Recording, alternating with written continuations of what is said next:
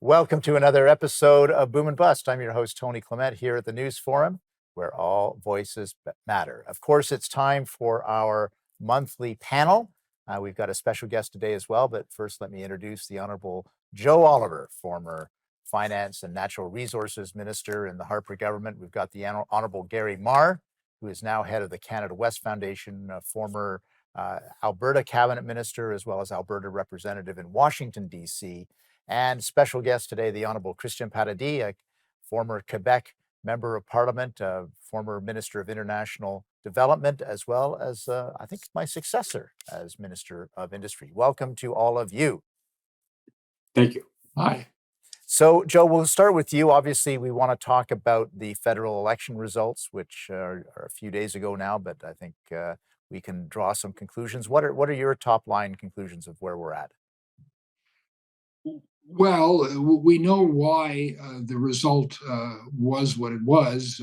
We had the resignation of a really widely loathed prime minister, and we had the black swan that Trump represented in terms of the trade war and the talk about the insistent talk about a 51st state.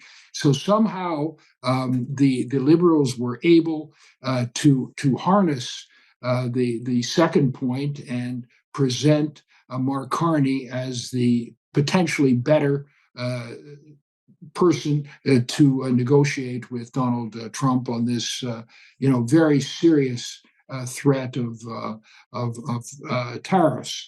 Now, so you have to put country before party, and I do, and I wish the new prime minister well, and I hope that he will do some of the things that he's promised, and I hope he doesn't do some of the other things.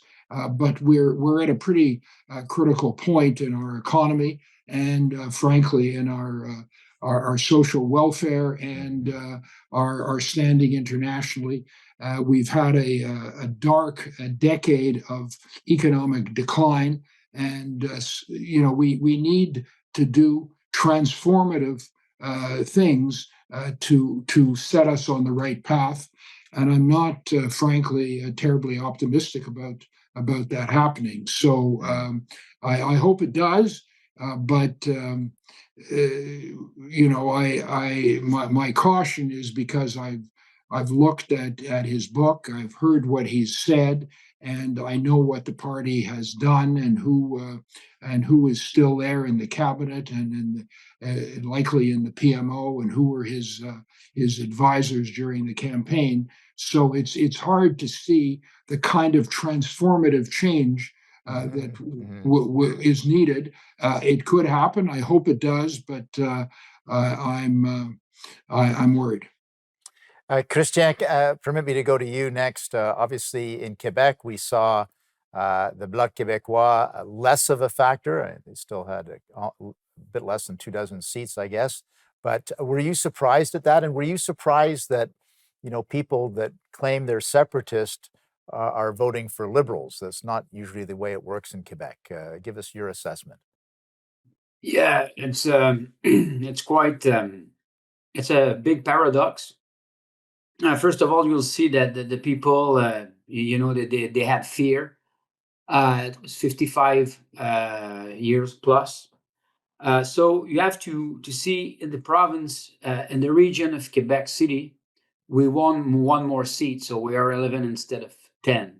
Right. And the Conservatives also they gained 5 points in terms of polls, in terms of votes, which is a progression.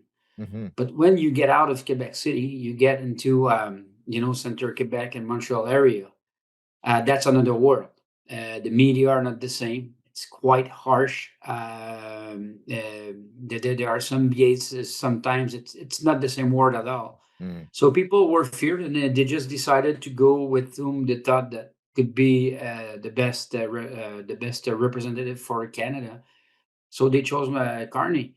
But once again, I'm stunned myself to see that you have separatist people who claim to be separatist, and they vote for someone who is highly, looking for keeping the power in the center of the country. Right. And Right. barely speak French. He speak not too bad, but he doesn't speak. He's probably one of the one that we had recently that spoke the less. Mhm. And you have a Mhm. bunch of contradictions like that. Sure. Sure.